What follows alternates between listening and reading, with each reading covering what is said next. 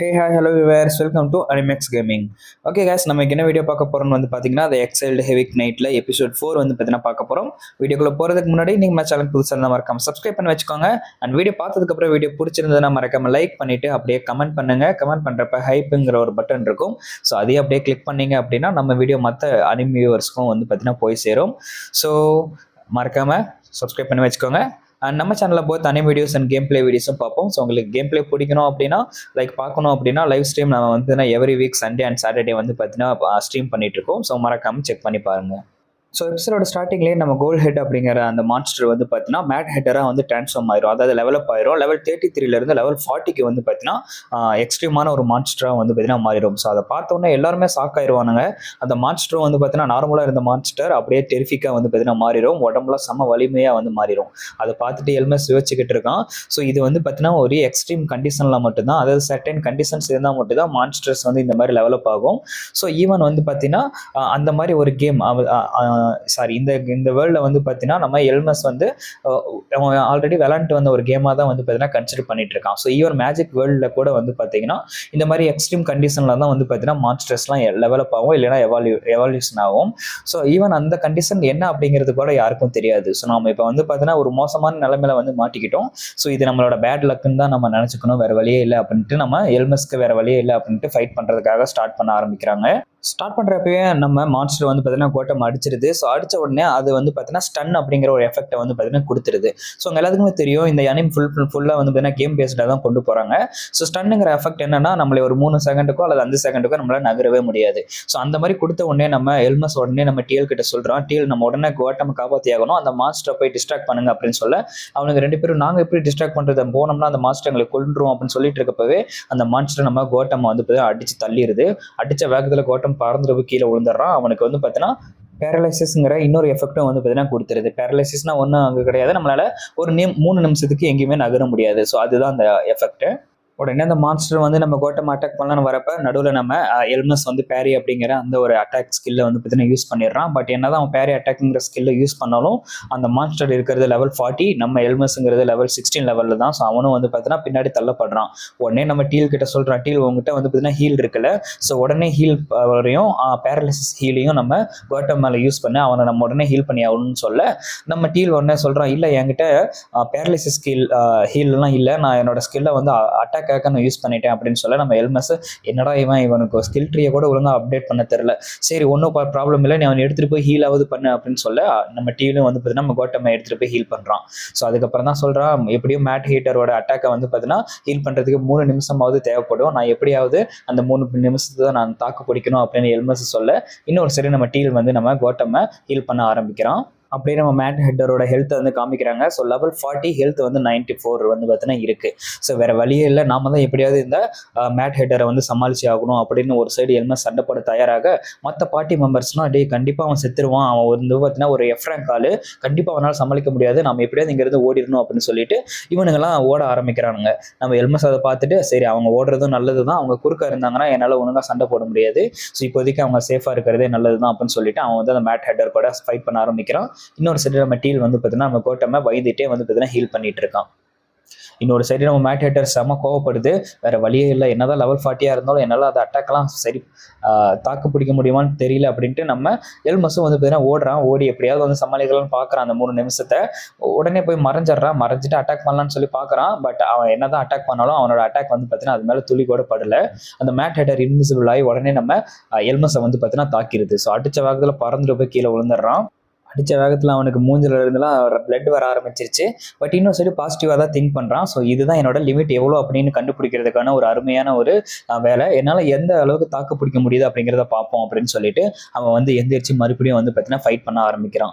So இன்னொரு side மற்ற party மெம்பர்ஸ்லாம் பார்த்துட்டு என்னடா இவன் ஹெவி நைட்டாக இருந்துட்டு ஃபைட் பண்ண போகிறானே அப்படின்ட்டு இன்னொருத்தர் சொல்கிறான், அவன் எப்படியும் பார்த்தீங்கன்னா ஸ்லோவாக தோக்க தான் போகிறான், நம்ம எப்படியாவது இந்த இடத்த விட்டு ஓடிடணும் அப்படின்னு சொல்லிட்டு இருக்கப்பவே நம்ம எல்மெஸ் அங்கே ஃபைட் பண்ண ஆரம்பிக்கிறான்.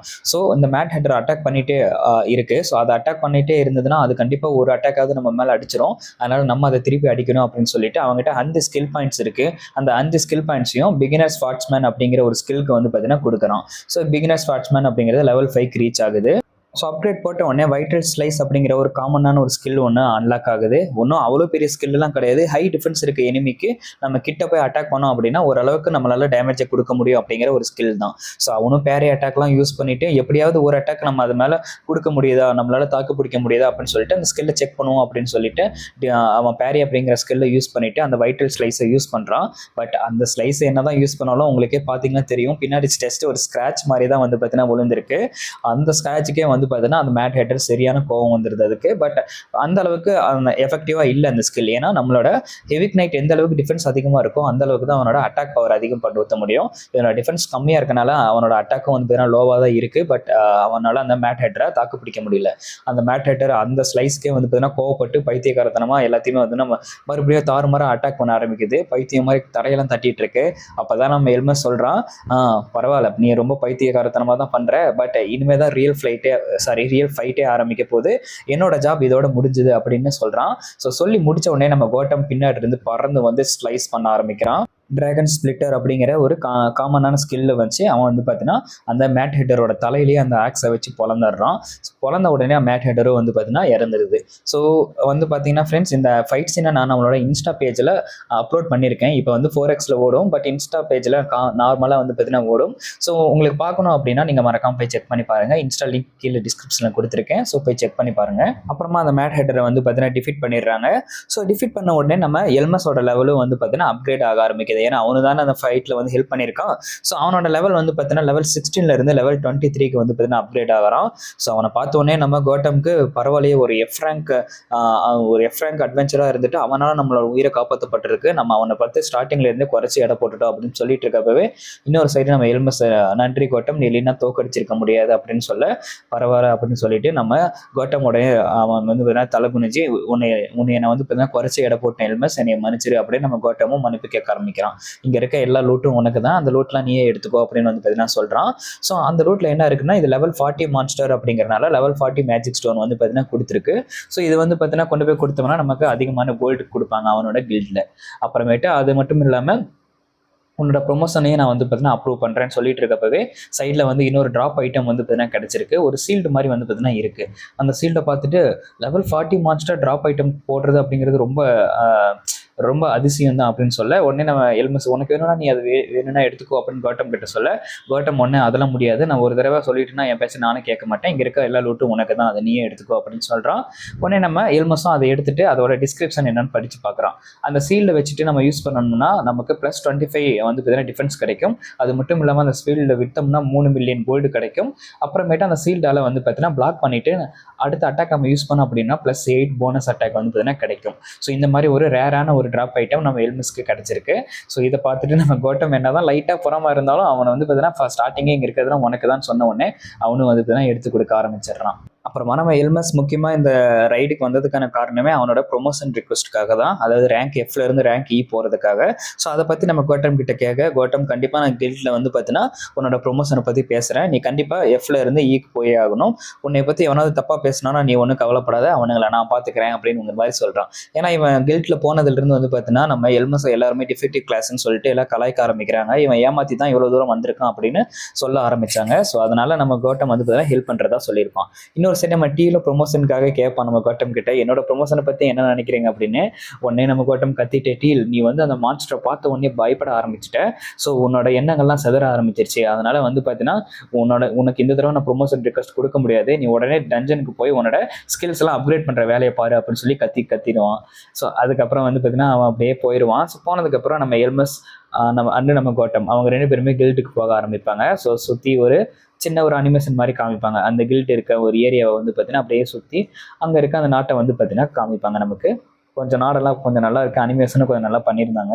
அப்புறமா அவங்க 2 பேரும் கில்டுக்கு போனதுக்கப்புறம் அவங்க அந்த ரைடை முடிச்சதுக்காக அவங்களுக்கு 1,30,000 கோல்டு கொடுப்பாங்க.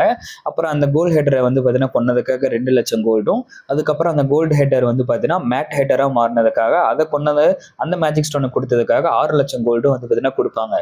ஸோ அதை கொடுக்கறத பார்த்துட்டு எல்லாருமே அசந்துருவாங்க, என்னப்பா இவன் கோட்டமாவோட அதிகமாகவே வந்து பார்த்தீங்கன்னா ரிவார்டு எடுத்திருக்கான், ஸோ நம்ம கோட்டமே மிஞ்சிருவான் போலையே, இவன் வந்து பார்த்தீங்கன்னா கண்டிப்பாக ஏமாற்றி தான் ஜெயிச்சிருப்பான், எப்படி எப்படி கோட்டம் வந்து இவனை வந்து பார்த்தீங்கன்னா அப்ரூவ் பண்ணாரு அப்படின்னு சொல்லி எல்லாருமே பேக்கில் வந்து பார்த்தீங்கன்னா பேச ஆரம்பிச்சிருவாங்க. ஒருவேளை இவன் தான் உண்மையாலுமே அதை கொண்டிருப்பானோ அப்படின்னு சொல்லி அந்த ரிசப்ஷன் வந்து நம்ம கோட்டம் கிட்ட கேட்பாங்க.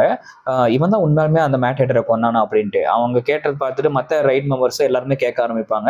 ஆமாம், கண்டிப்பாக அவன் கொட்டுறதுக்கு வாய்ப்பே கிடையாது. அவன் ஒரு டிஃபெக்டிவ் கிளாஸ், அவன் ஒரு ஹெவிக் நைட்டால் இப்படிலாம் வந்து பார்த்தீங்கன்னா பண்ண முடியும், கண்டிப்பாக கொண்டு இருக்க முடியாதுன்னு சொல்ல நம்ம கோட்டம் உடனே கோவமாயிருவான்.